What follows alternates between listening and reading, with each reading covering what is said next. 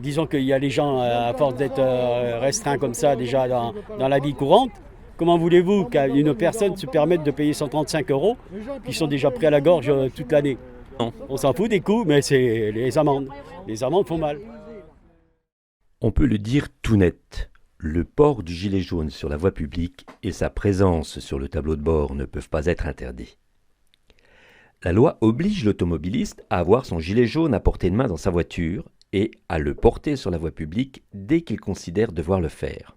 Donc, un automobiliste consciencieux de respecter la loi place son gilet jaune sur le tableau de bord à portée de main et se dit que dès qu'il sort de sa voiture, il est beaucoup plus visible avec son gilet jaune, donc risque moins de se faire percuter.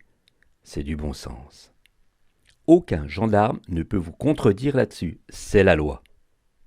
Tout au plus, il faut le mettre à droite, côté passager, pour éviter les reflets nuisants à la visibilité, car là, un flic mal luné, eux aussi peuvent se lever du mauvais pied finalement, peut vous en coller une.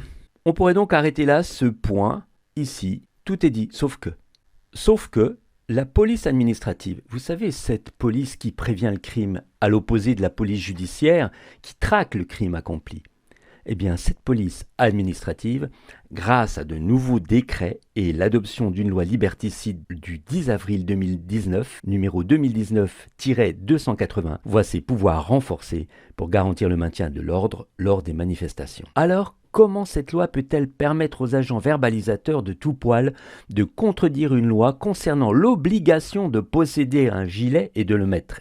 Eh bien, cette loi ne le peut pas, mais elle peut autre chose depuis le 10 avril. On pourrait arrêter ce point ici, tout y est dit.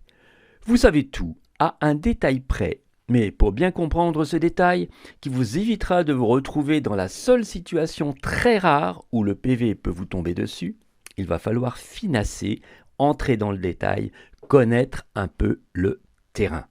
Le terrain, c'est la manif. Mais c'est quoi une manif au regard de la loi ? Déjà, il n'y a pas une manif, mais différents types de manifs. En plus, il y a les territoires interdits aux manifestants, qui changent d'une manif à l'autre par simple arrêté que l'on peut trouver sur le site de sa mairie ou de sa préfecture quelques jours avant la dite manif. Bientôt, il va falloir passer un permis de manifester. Blague à part, c'est quoi une manif aux yeux de la loi en 2019 ?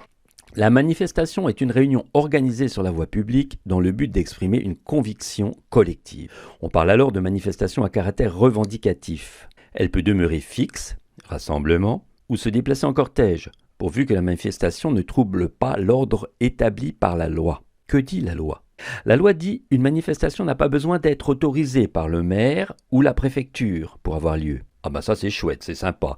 On est dans un pays libre, ma bonne dame. Mais si elle est lancée par un organisateur moral, un syndicat par exemple, ou physique, un citoyen gilet jaune par exemple, elle doit être déclarée, sinon celui qui a donné date et point de rassemblement peut se prendre 6 mois de tôle et ou 7 500 € d'amende.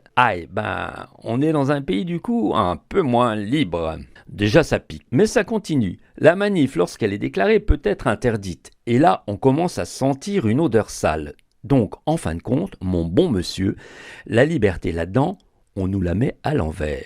Heureusement, le bon sens populaire est là. La manifestation doit être non déclarée et lancée par un Pokémon. De ce fait, elle reste autorisée, tout en n'ayant pas à être déclarée. Du coup, elle ne peut pas être interdite.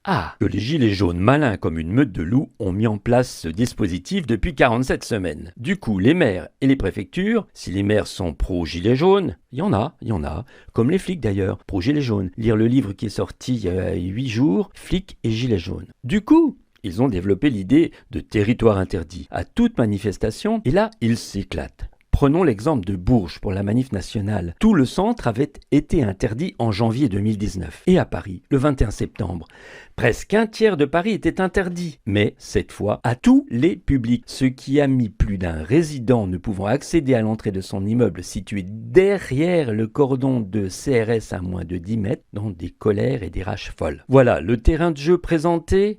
On peut expliquer en une ligne le cas où le manifestant peut être verbalisé à un niveau de catégorie 4, donc d'une valeur de 135 €. Tu es entré dans un territoire interdit aux manifestants.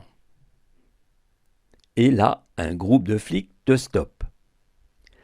Ils ont bien compris que tu as le profil du manifestant. Ils t'interpellent, mais pour te verbaliser, il faut qu'ils trouvent un signe qui valide ton appartenance à la manif gilet jaune. Donc, ils vont chercher. Si tu as le gilet sur le dos, ils ne vont pas chercher longtemps. Ça leur suffit.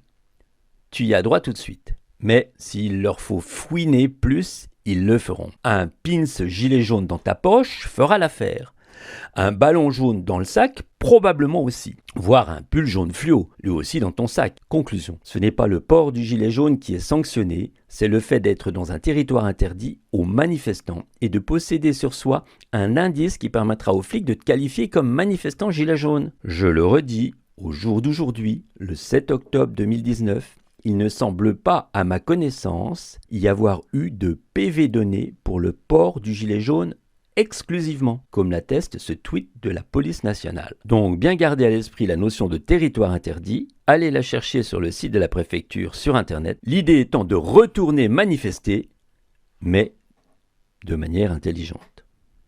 Pour conclure, il est à noter que lorsque vous êtes dans une manifestation interdite, l'amende est passée de catégorie 2, 38 € à 135 €, ce qui souligne l'intérêt des manifestations non déclarées, puisqu'elles ne peuvent pas être interdites. 135 € correspond à une amende de catégorie 4. Tu téléphones au volant, tu as mis tes oreillettes, tu roules un peu trop vite, inférieur à 20 km/h. De plus que la vitesse autorisée, tu as oublié qu'il y avait un stop, tu respectes pas la priorité à droite, t'as pas mis ta ceinture, t'as un petit défaut de carte grise, tu l'as pas prise avec toi. Ah zut, tu t'es engagé dans un sens interdit, mais bon, amende de catégorie 4. Est-ce que ça t'empêche de prendre ta voiture? Non. Sans compter qu'avec sa bagnole, non seulement on a une amende de catégorie 4 de 135 €, mais en plus elle peut être majorée. Et qui plus est, on paume entre 1 et 6 points de permis. Là, on n'a pour l'instant pas de permis à points pour manifester. Allons, on a quand même autre chose à défendre. On y va. Et si vous faites comme le groupe de Bourges, vous pouvez vous cotiser, vous pouvez faire une cagnotte et payer les amendes quand vraiment la personne qui s'est fait verbaliser ne peut pas la payer.